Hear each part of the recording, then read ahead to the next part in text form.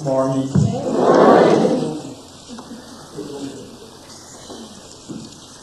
I get started, I want to read something from the National Spirituals Manual, page 38. Man himself is responsible for the welfare of the world in which he lives, for its welfare or its misery, for its happiness or unhappiness, and if he is to obtain heaven upon earth, he must learn to make the heaven for him or herself. Individually, man is responsible for his own spiritual growth and welfare. Spiritual growth and advancement must be obtained by aspiration and personal striving.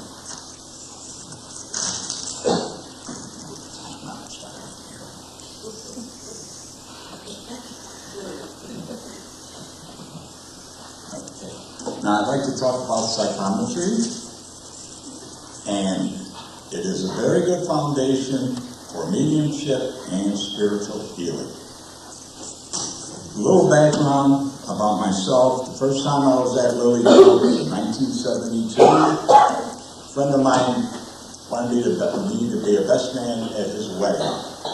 So I said, what Catholic church you get married at? He says, the one at Lilydale. To make a long story short, I said, okay. I went there. It was a lot of fun.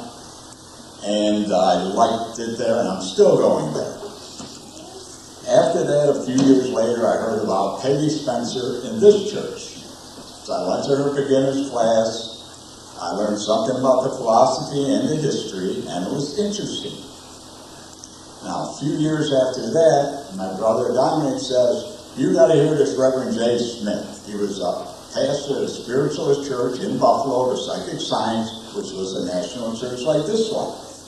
So we went. He was very good. He also had classes. So I signed up for that. I went for 2 years every week. And his classes were spiritual unfoldment, mainly on mediumship, healing, and psychometry. And we did a lot of psychometry. I never even heard of the word before that. So the psychometry part is, people brought in objects they had, like rings, keys, and watches were the big three things, and you'd hold on to them, and you'd write down anything you're picking up off of it. At first, I didn't get nothing either to anybody else, but he kept teaching us and sensed the vibrations. Sometimes it was like negative or positive, and you start picking up things about the person just by the objects they had. The longer they had it and used it, the better you could pick up on it. And so it got really interested. This is cool, the way this is coming down. And after a while, people were bringing other objects in, let's say that belonged to one of the relatives, and you could pick up on them. And one of the things we learned, that 3 or 4 people owned the same object, but over a course of 40 years, you could pick up the vibrations on all these people. Usually the strongest one was the last person who had it. And one woman one time brought a ring in. Her grandmother passed away 20 years ago, but she had it in a jewelry box. And the energy was just as strong. It was amazing that it's like a fingerprint. You could classify it in that category, only with energy. Good, sometimes it's neutral. And it works with clothing, too. It doesn't have to be a hard object. But one thing I found out, if it was clothing and you washed it first, that would dilute the energy by washing. And that was interesting, too. That's why a lot of times people, if there's a lot of negative energy in a room, you move into a new apartment, it's good to paint it, maybe get new carpeting. You're getting rid of a lot of the old energy, especially if there was a troubled place. And so we kept doing this and doing this. And then one day, Jay says, I call him Jay after 2 years, what the heck, instead of Reverend J. Smith. And we're going to send everybody in the class a letter. The only thing is, you're not going to write, you get a blank sheet of paper that's new, that nobody had before, and you're going to meditate on it like this for a couple minutes and thoughts to it. You put it in an envelope, You don't put your return address on it. You put an X, so the person that gets it in the class knows it's from somebody from the class, but they don't know who. You open it up, you write down at home what you're picking up out of it, and then we all bring it to class and share what we got. You don't tell anybody anything until the whole class is done. So what I did, I couldn't find a blank sheet of paper, but I had a brand new 3x5 index card. I said, that'll work. I grabbed it and I started meditating. And about a couple minutes into it, the phone rang. And I didn't have an answering machine at the time. This was like 1977. So I answered the phone. It was somebody I was arguing with. We got into a real heated argument, especially back in them days. I loved a good argument. So I was hot under the collar. And the thing is, I didn't put the card down. I still got it in my right hand, and I'm talking here. By the time I got done, I was negative, egg, you name it. And I just stuck it in the envelope, sealed it, and went out and mailed it, and got mine, and I opened it, and it broke down when I got it, real nice. You bring it to class, and everybody would tell what they got. We didn't know who it was yet, and a lot of times, you would try to match the energy up with the person. About 80% of the time we were right, whose it was, because you're connected to it, your energy. Well, the woman that got mine, she was new, but she was born pretty gifted with sensitive things to pick up. And when she opened mine, oh God, it blew her away. And she's crying, and I'm like, and then it dawned on me, so I told her, I said, I'm sorry and I apologize. And it ruined her whole day. She was upset, she was nervous, and I'm like, man, this stuff is powerful. Because, I'm learning too. And so I'll never do that again. And just to show people that this is strong stuff, and it's good to know this stuff. So, and now, as I was meditating to work on this, these thoughts came to me about postpartum depression. So I said, well, let me write it down, see how it goes. I got to read this, so I don't want to miss any words. Okay. When a woman has a baby, her sense of awareness increases because of her connection to her baby. That's normal. Sometimes this sense of awareness opens up full blast. She becomes like a human sponge. She can pick up energy from the lowest vibration to the highest vibration. Sometimes this energy can be a few hundred feet away.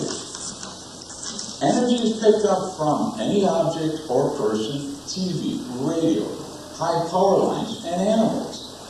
To keep her from going crazy, her mind has to do something fast. Her mind, at a subconscious level, goes into a survival mode of depression. Next thing that happens, she goes to the doctor, she gets pills for depression. Only God knows how long she's going to be on the pills. It would do people well to learn psychometry so you can know the difference if it is you or something else that is causing your problem.